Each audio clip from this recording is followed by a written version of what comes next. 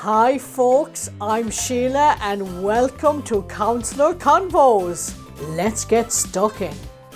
Hi folks, welcome to another episode of Counsellor Convos, and I'm delighted to have Sarah Bushby with me. Hello Sarah. Hi Sheila, lovely to see you. Yeah, lovely to see you too, Sarah. Sarah is from SOBS. And Sarah, if it's okay, I'd like for you to introduce yourself in whatever way you feel comfortable to do so. Okay, so my name's Sarah Bushby, and I volunteer for a charity called SOBS, which is Survivors of Bereavement by Suicide. We are a charity that has been going since 1991. And we support people that have been bereaved by suicide. So back in 1991, a lady called Alice Middleton lost her brother. Oh. And she found that she didn't know anybody else that had lost to suicide. And she wanted support. She wanted to talk with other people that understood what she was going through.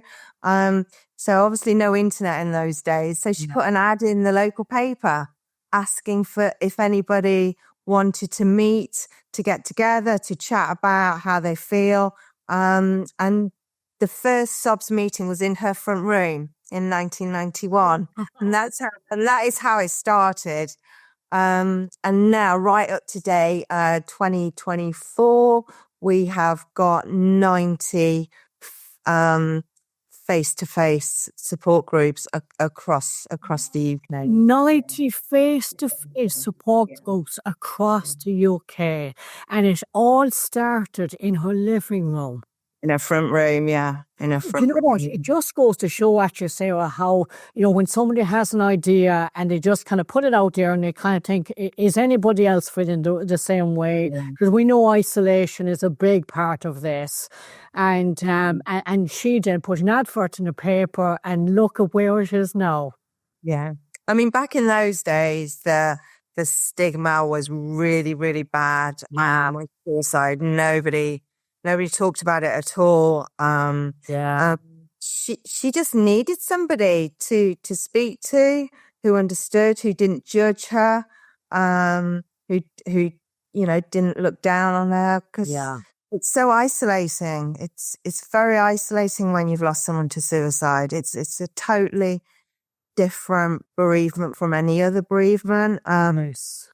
Any loss is sad and heartbreaking. But this one is just on another level on its own. It absolutely is, Sarah. It absolutely is. Going back to that stigma, as you say, like back in the 1990s, when Sarah when I did that advert, that, it was really bad back then. Why do you think there is a stigma anyway? Sadly, I think there still is the stigma. It's just different now. Yeah. Do you know what? Suicide can happen to any family. I know, because it happened to mine. And we're not a special family. We're just an ordinary family. And we didn't see it coming. We really didn't see it coming. It doesn't matter how much you love somebody, you can still lose them to suicide.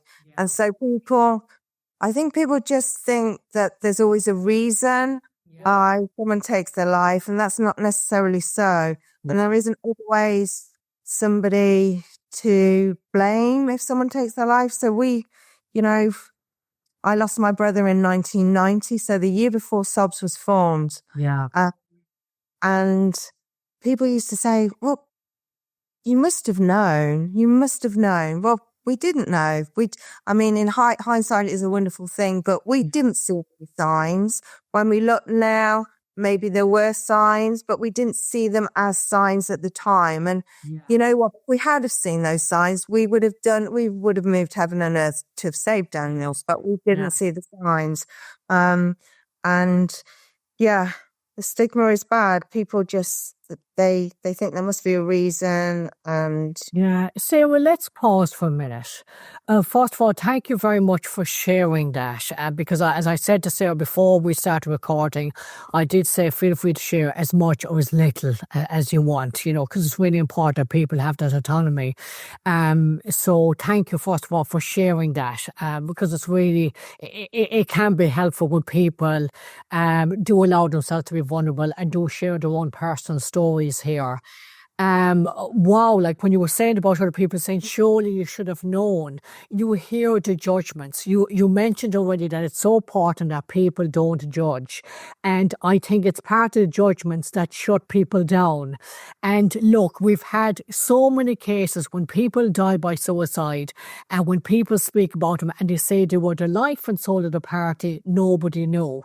So look, this whole myth that it's obvious in all cases and all the signs were there. No, you can have all the education in the world and the signs may still not be there. So we need to get rid of that judgment. Do you agree with that, Sarah? definitely 100%. Yeah, we need to get rid of that. Do you mind me asking, what was your brother's name? So my brother was Daniel Dan. Yeah, he was my older brother by 4 years. And yeah, we were just normal brother and sister. Yeah. Yeah. Yeah, absolutely. And like the thing is that when somebody dies by suicide, it's so complex. Like that's the thing. So, in my, like I've been a counsellor for about 15 years. I've forgotten how many years I've been a counsellor now. But it's down to my own personal experiences of being suicidal myself. So I know what that's like to be in that place. And it's so complex. Like that's the thing, that it's never one thing. It's very rare that it's one thing that somebody loses their life by suicide. It tends to be a mixture of lots of different things. And so that's why it's so important that we have these conversations now, that we do talk openly about suicide, because it's still happening, and it's just so important that we just address the stigma, and by us having a conversation about it. And the thing is that, like, I've counseled many people who have been in that black hole, and they are not thinking straight most of the time when they are in that black hole. I mean, I've said this before, Sarah. I don't know what you think about this. I mean, I think everybody's entitled to their opinions and stuff like that. But I honestly believe that in most cases, it's the illness that kills the person. Because in most cases, the person is not thinking rationally. They genuinely believe that their families and friends will be better off without them. We know that that's not what anybody wants for anybody. So I firmly believe that myself, that in most cases, it is the illness that kills the person, not the person killing themselves. What do you think, Sarah? Definitely. This bit interests me to hear. Like, I've listened to some people speak that have thought about taking their lives, and they've generally said that they've thought, yeah, my family, my friends will miss me, but they are better off without me, and they will get over me, and they'll soon get over me, and they'll have a better life without me. And they think, I don't know, it's like they want the pain to stop. They don't want to die. They want the pain to stop. Yeah. And that is they believe that is their only way. It's like, I read somewhere, it was like, when your brain is poorly, it's like texting when you're drunk. It doesn't make sense. Yeah. But because your mind is poorly, you believe what it's telling you. Yeah. Sarah, you're absolutely spot on with that. It's not that the person wants to die. They want their pain to stop, and they believe that there is no way of stopping their pain. You're absolutely spot on with that, Sarah. Sarah, you were saying about the way that a bereavement by suicide is very different to any other type of bereavement. Do you mind saying more about that? Only if you're okay to do so. Yeah. I think because there's so many levels of this bereavement. First of all, you've got the loss of your loved one. Yeah. But you've also got the trauma of how they died and the whole unexpectedness of it. So, for example, if you've lost somebody, say for example, to cancer or in a road accident, it's heartbreaking, but you know what happened. You know, if they died of an illness like cancer, or they got knocked over, you know what happened. But with suicide, there's so many unanswered questions that we'll never get the answers to. Yeah.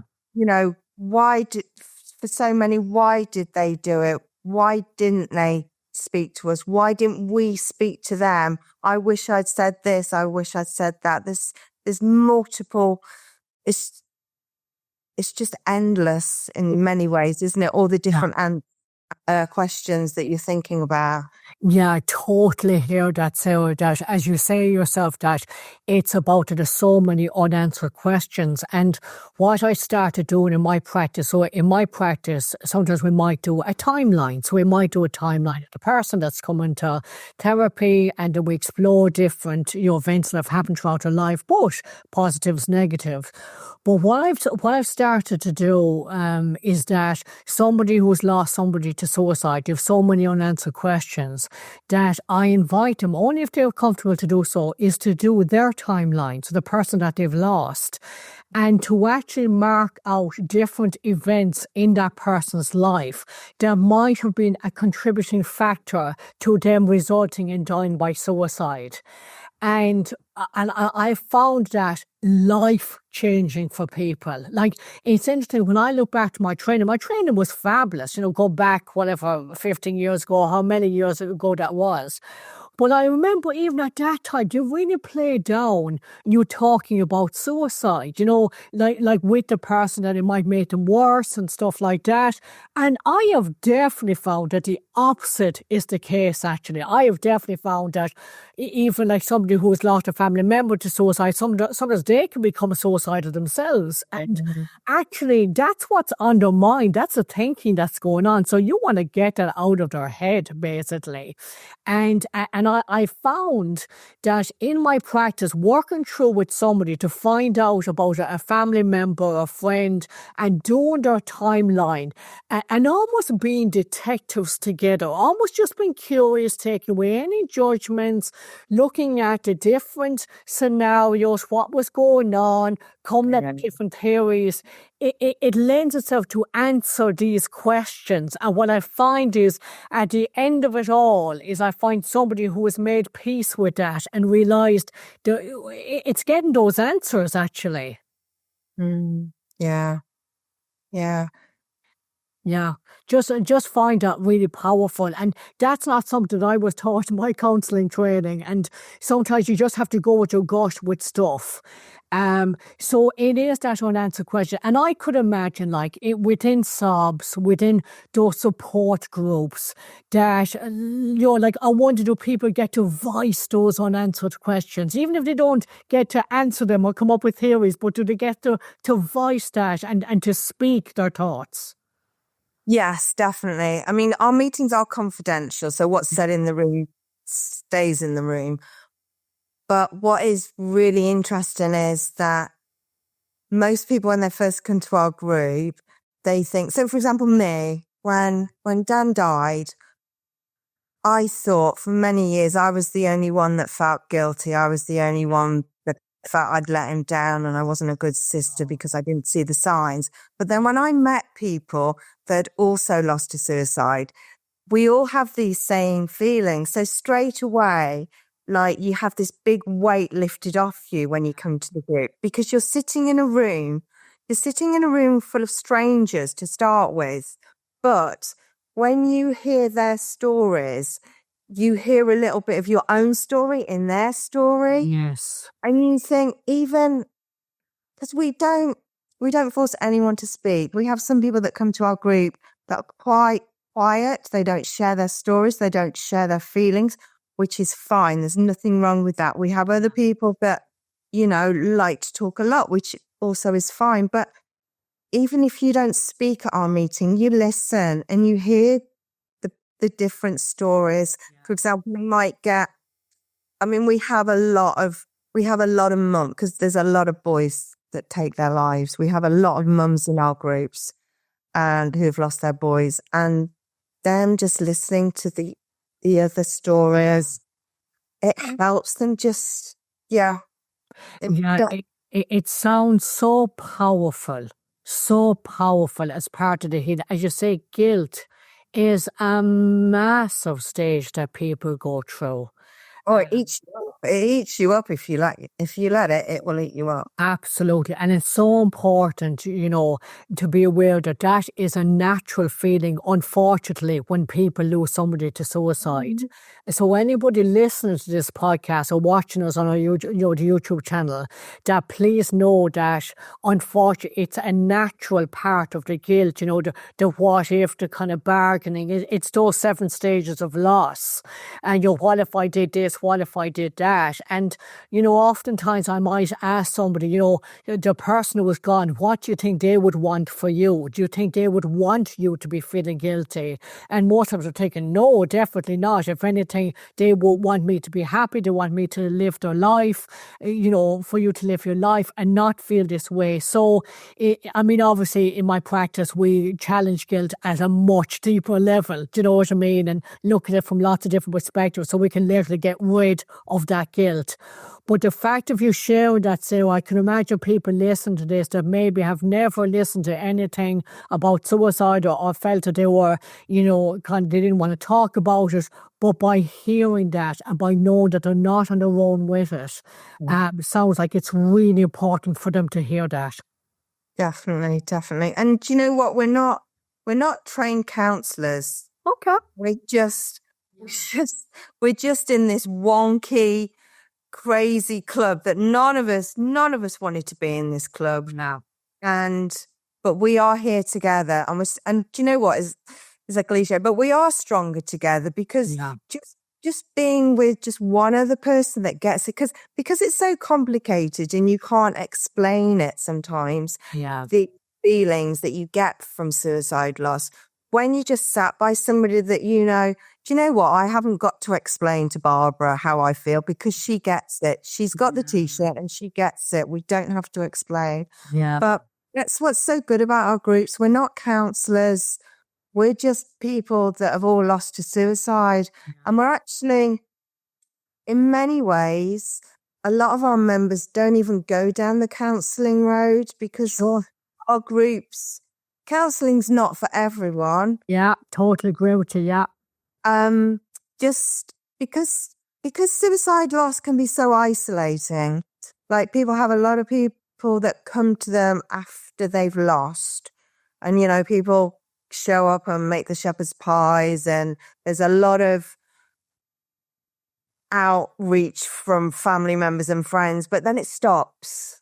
Yeah. And then people don't know what to say to you, or they see you on the other side of the road and they think, do you know what? I don't know what to say to Sarah today because I think I might upset Sarah today if I say the wrong thing. So instead of saying anything, they turn around and go the other way. And this happens so much, and people just feel so isolated. Yeah. That's what's so good about our groups, because they can be open, they can be honest.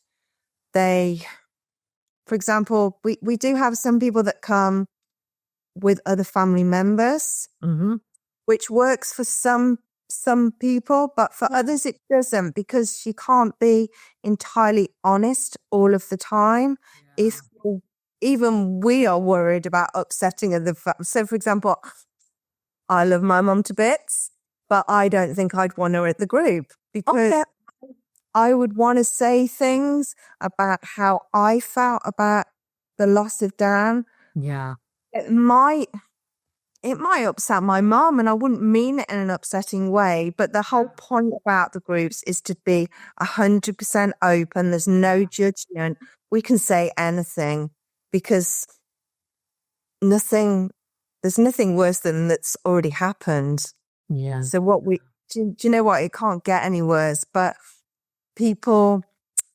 some people go to different groups. So, for example, we've got like Lichfield SOBS, Stafford SOBS. Are you Lichfield then, Sarah, just for the I do Lichfield SOBS, but I also do Cannock SOBS for my sins as well. So, yeah.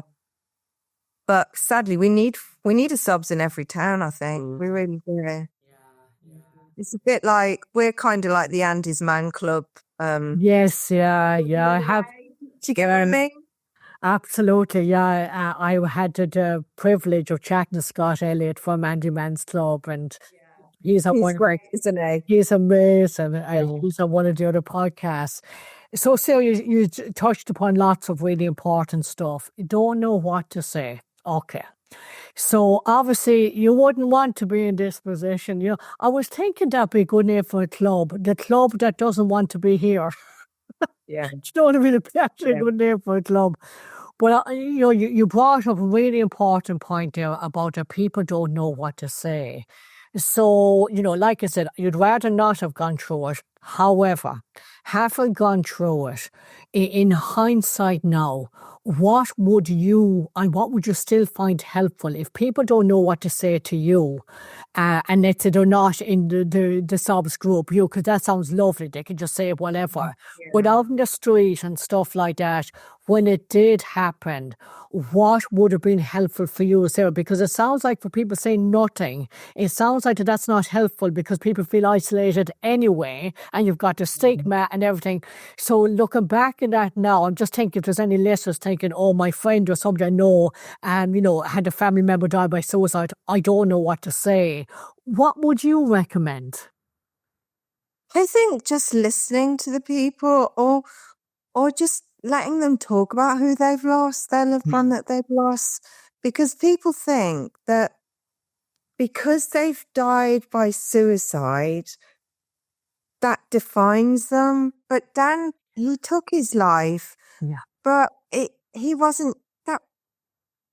Can't just talk about how he died. You need to talk about his life before that. And like, nobody wants, people who lost to suicide find that people don't want to chat about who they've lost at all in any form because they think it's going to upset you. But it's the complete opposite. People want to talk about who they've lost, not necessarily how they actually lost them, but they just want to talk about them. It's because they took their life. That's it. You can't, it's this big, massive, sin or taboo, which, this is the other thing about suicide. And in fact, probably I was a bit naive because until I started volunteering for SOBS, I didn't really think about how detrimental the word committed suicide. Oh, someone committed suicide. Well, it's not a crime. It hasn't been a crime for a very long time, and it never should have been a crime ever, ever, ever. No. So it's actually about educating people. We like to say things like they took their own life, not they committed suicide. But I think, to be fair, even though people know about suicide, and suicide has been happening for so many years, until it touches your life, you don't really think about your wording and what you say, how that might make somebody feel. I said, Sarah, you're spot on with that. That's something I touch upon in my own training about the word committed. It kind of adds to the judgment that somebody committed a sin, if you like, committed a crime, stuff like that. So one way of word is to say that somebody died by suicide. So it just kind of takes the judgment out of it.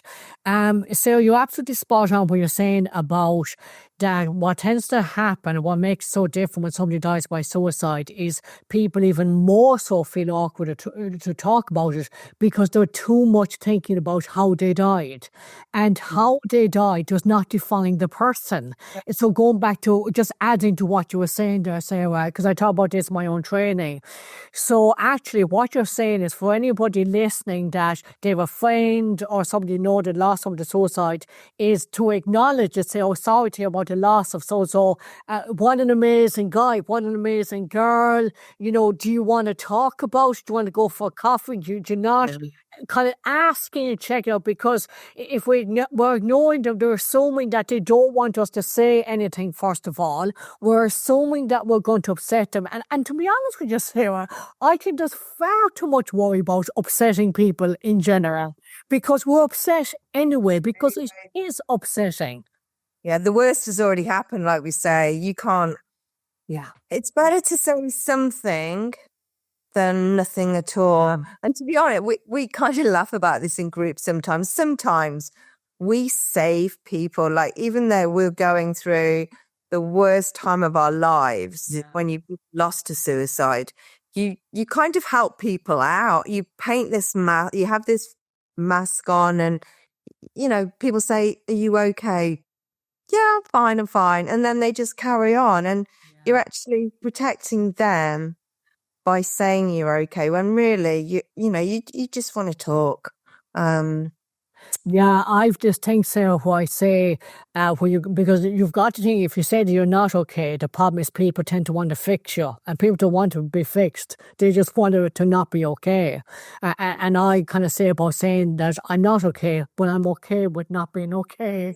Yes, that thing, isn't it? Yeah. There's something about it where you go, what do I do with that? But it's kind of, it's again kind of managing that, because sometimes it is about managing people. And again, it's remembering that person. It's remembering how they live. I really want to ask you about Daniel. You know, can you tell me a bit about him, if you don't mind? What was he like? He was lovely. I mean, there was just me and Dan, and he was the well-behaved child, and I wasn't. You, but yeah, we were just. I mean, he was. It's hard because, like, we as kids, it was back in the days when you used to, like, your parents used to chuck you out in the morning, you'd be out all day, you just come back at lunchtime and then go back out again. And we used to, like, play, with the kids in the street back in the day. And Mum and Dad got divorced. And now that I don't know whether this is key to, all these problems. So back in, about 78, Mum and Dad split up.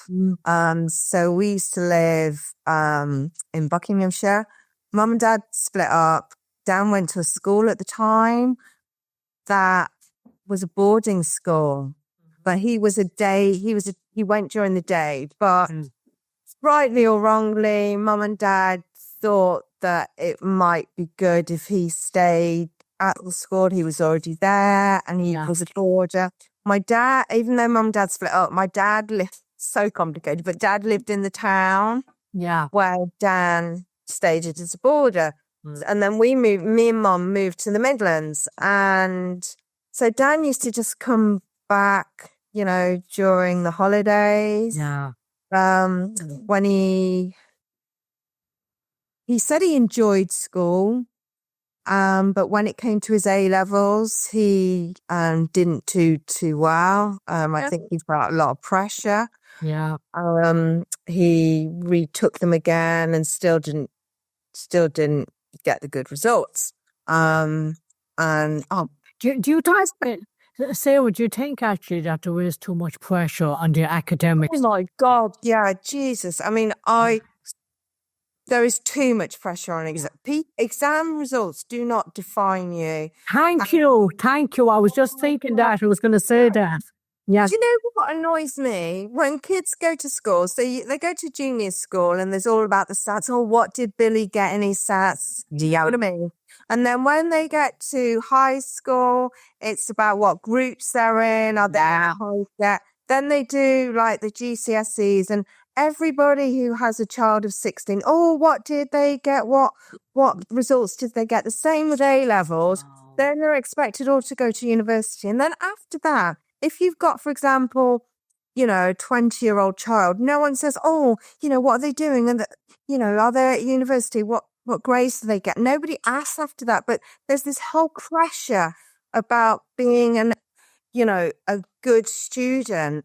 Yeah, you can. It's just, But then, and you know what, Sarah, like it's really important that we bring this up now because we know that that has not changed. That's actually gotten worse. And I know this from the type of clients that I see, that academic pressure is Oh ridiculous. my God, yeah. So I don't know whether, see, Dan was always told, oh, you know, you're really bright. He went to grammar school and I think mum and dad did the best they thought for him. Absolutely, yeah. Yeah. I would, as a mom, I'm thinking, oh my God, sounds awful, doesn't it? So I'm just being honest. I'm being Really honest. It's okay to be honest, yeah. I wouldn't, you know, necessarily send my child to boarding school. But then he left school, moved up to the Midlands, but of course he didn't have any friends here. So back in the night, you know, there was back in the 80s, there was people communicated by writing letters, didn't they? Yes, they did. He came here. I think he went to college. What did he study? What was he interested in? I hope he studied something he was interested in.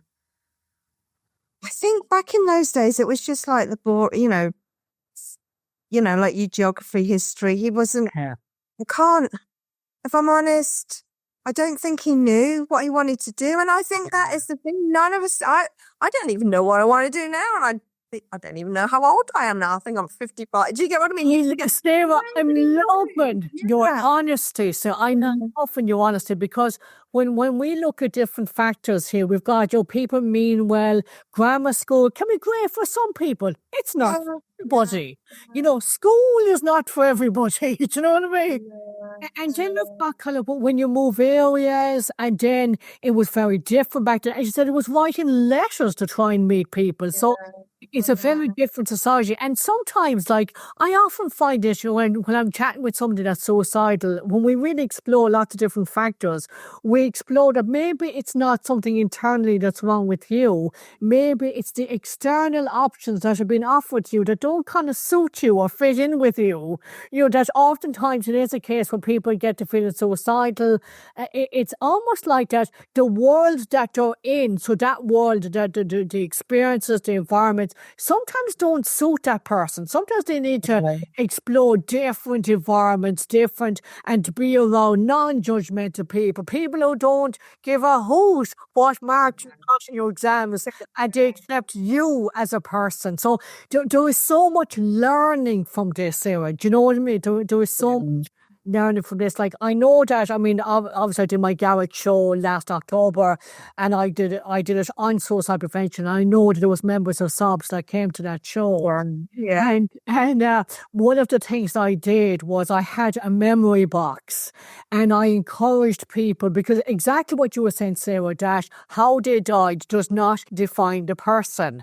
So really, and this is a message I really want to encourage us. I hope Ben do the editing, we get this out before Christmas, because I know Christmas can be so triggering, families, you know, so much of that goes on.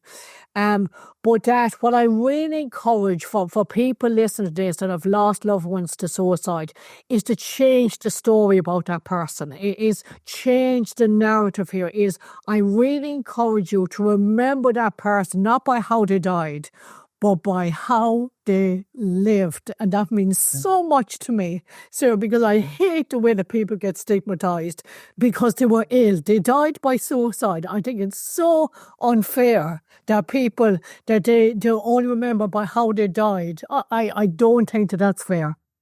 Yeah.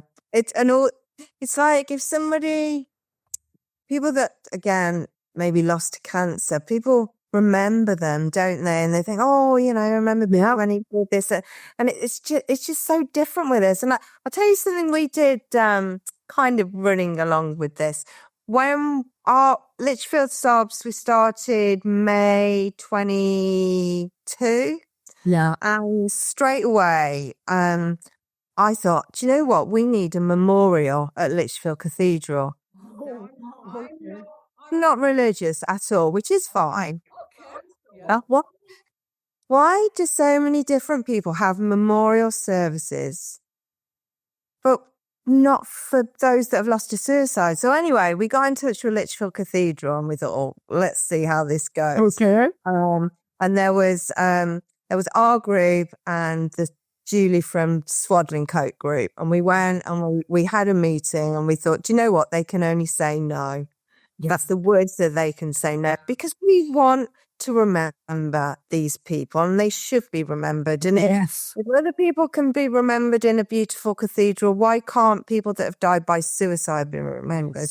Anyway, we went along and they were absolutely fantastic. Oh, And so we had that, they agreed to it. We organised it. And last year we had our first ever, and this was the first ever memorial service they'd ever done, that like little us from, Lichfield and Swaddling Coat group, we made this happen. And it was absolutely amazing. It was desperately sad because we didn't know how many people were going to turn up. Yeah. And you've probably been there. It's a huge, beautiful building. And we had about 500 people come that day. Oh, It's like, what? That's fantastic. So congratulations on doing that. It was something that had to happen, because we can't. People don't even like saying the word suicide. This is the thing. They don't like the word. They think if you say suicide, it's going to make it happen, or it's like a disease that you could pat and pass on. And we should, do you know what? If the actual word suicide was used more in children's vocabulary, I can't even say that, but I think that would help so much anyway. So, for example, people know the word murder, they know the word rape, they know the word sex. It doesn't make it happen, or it's not a bad word, but it's like the word suicide is still seen as a dirty word. But if it was brought into more people's vocabulary, it wouldn't be. It's just a word. It's just a word. Yeah. It is just a word.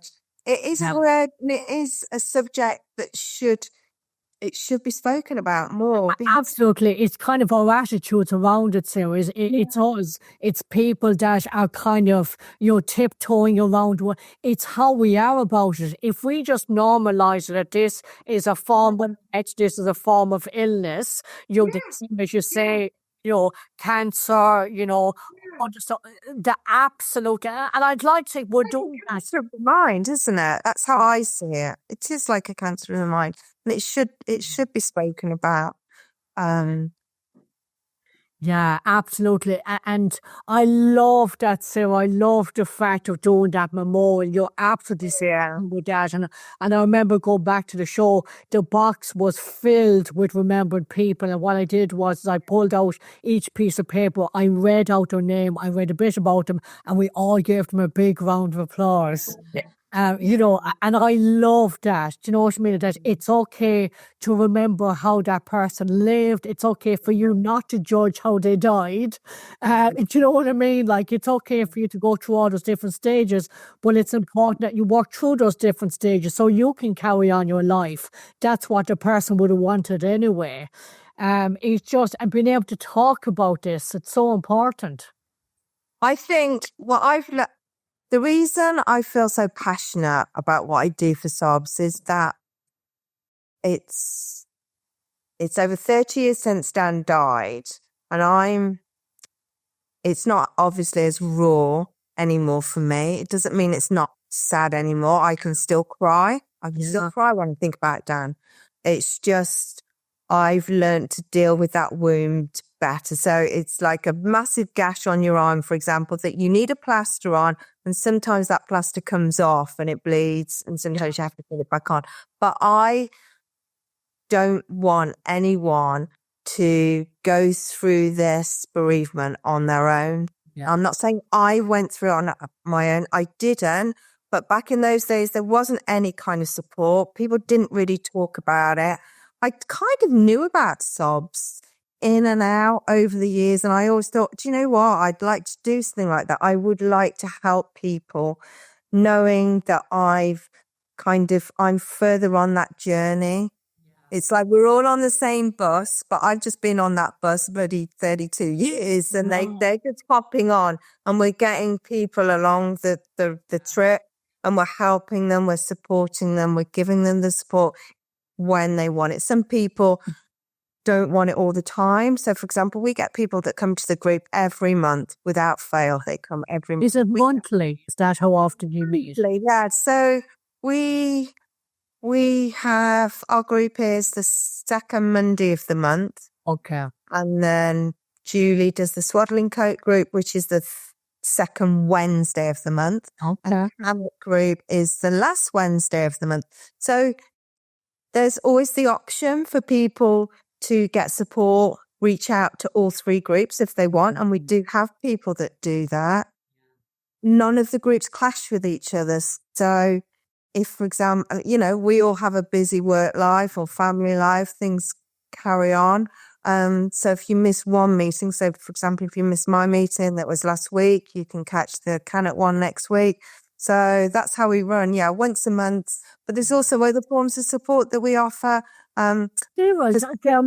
Sorry, Sarah, can I just ask, how would somebody find out about SOBS? How would they even start that, This is the thing, and this is what when I get on my soapbox. So I think everyone should know about SOBS, whether or not they've lost to suicide. Yeah. Because, for example, I don't know, if my house set on fire tonight, I would know that I ring 999 to call the fire brigade. If I have toothache, I know I ring the dentist. Yeah. Do you get what I'm meaning? And I think because SOBS, because we are run mostly by people that have lost to suicide themselves, so we get it, we understand. You get it, yeah. People should know that we are one of the better support groups to go to because we do understand. We haven't got a university degree about suicide. Sarah, how do they find you? So if somebody is listening to this and thinking, wow, I want to know more about SOBS, I want to come along to one of their support groups, how do they initially find you? You just go on the website, uksobs.com. You just put where you live and it will come up with all the available groups. So like I said, we've got over 90 across the UK. But what we're trying to do is spread awareness of our groups. So, for example, if somebody's lost to suicide, the first two people they're going to see, one is the police, two is the funeral directors. So myself and my other volunteers, we do a lot of work getting our leaflets. We have these support packs. Yeah. All our information in. And so the people listening here and not watching on YouTube, Sarah's holding up the support pack. Yeah. So in here we have like all the leaflets about the support that we offer. But if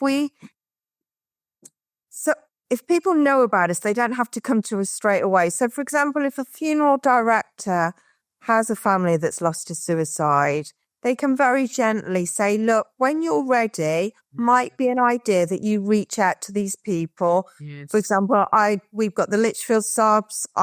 We take these around all the local funeral places, doctors, hospitals, and then people have got the information. It might not be their right time to come to us straight away. It's not for everybody straight away. But if they put one of these in their drawer, they know about us. And when they're ready, if they ever are ready, it might not be for them. But it's their choice and they know about us. And this is why we need to be known by everybody. I mean, we sometimes take these out to doctors, and they can be a bit sniffy, to be honest. They don't want anything with suicide on in their reception, and it's really ridiculous. Because it is. It is ridiculous. Sarah, do you have a phone number, or does it tend to be via the website that people find out about you or make contact? We have, so as well as the face-to-face support, yeah, we have a support line, which is like basically a helpline. So again, like the groups, the people that answer the calls have lost to suicide, so they truly understand. So if people don't want face-to-face, but they just want to talk. Yeah. Or even if they've been to a group, but it's that in-between time and they want to chat, they can just ring the support line. So the support line is open Monday to Sunday. So 7 days a week, basically, 9 till 7 at night. Okay. Where can they find that support line, Sarah? So again, it's all on our website, but the number is 0300. Yeah, 0300 111 111 5065. 5065. So just to say that out again, so 0300 111 5065. Yeah. And those people are waiting. They're waiting for the call. We also offer support via Zoom, and there's quite a few virtual groups. Again, face to face isn't for everybody, so you can join any of these virtual groups. You know, it doesn't matter where you are in the country. For example, there's one in Eastbourne, but anyone can hook into that one. We do have a virtual group just for men called bereavement. Okay. So, you know what men are like. They're not very good at. It can be difficult. Yeah, absolutely. Yeah. So that is a men's only group. So I'm mindful of time. Because the time has gone so quickly. It has gone so quickly. I mean, wow. I mean, I really hope for people listening to this that they find this beneficial. You know, I honestly don't know how somebody doesn't find something from our chat beneficial today. You know, and please, anybody listening to this, please put on your comments, give us a like, subscribe to my YouTube channel. It's free. You know, so again, it's all about being able to talk about it, to normalize suicide, you know. And we always say nobody should struggle on their own, not with this bereavement, nobody. Definitely not. So you know, it's think about that. It's think about the support that SOBS has there, that people, they get it. I think that should be your slogan, we get it. Yeah. Yeah, because you do, Sarah, and I think it does make a huge difference. You know, when people going in the door or going online, whatever that they need to do. And again, I really encourage people to remember the person, not by how they died, how they lived, and to, you know, allow themselves to, just remember their lives. Remember, like, 3 things you liked about Dan. Come on, 3 things you liked about Dan, Sarah. He was funny. He was hilarious. He was really funny. He was always cracking jokes. He was always, I mean, like a typical older brother when we were kids, you know, he was always getting me into trouble. He was always flicking me with a tea towel. I remember that, a wet tea towel. Because we used to... You do remember that? Yeah. And there was one time I remember when when he first passed his test, we were always asking, oh, will you take me here? Will you take me? And he was like my taxi driver, and I could just ring him and he'd pick me up anywhere. He was so very thoughtful, very helpful. So he was a kind, gentle, caring. He was just lovely. He was, kind, gentle, caring. So I'm going to raise my glass to Dan, okay? Here you go, Dan. Here's to you. Here's us remembering you and your life. Here's to my lovely brother, Dan. I wish this was a gin, but it's too early in the morning, isn't it? Who says this is a triple vodka? No. Oh, it's not, Sarah. Okay, folks, we hope you found this beneficial. No doubt Ben, who does the editing, will put all the links on the write-up about this. Sarah, thank you so much for your time today. Thank you. Well, thanks for listening to me. I hope I didn't waffle too much. Not at all, Sarah. Waffling's great. That means you're just speaking from the heart. And I'm sure that we'll have reached out to our listeners and given some comfort to people. If this spreads awareness of SOBS, that's all I wanted to do. So that's, yeah. Well, I think you've definitely done SOBS justice here, Sarah. There's no doubt about that. Okay, so thanks again, Sarah, and we'll see you soon. All right. Thank you so much. Thank you for watching Counsellor Convos with Sheila McMahon. If you've enjoyed this video, consider subscribing to the channel.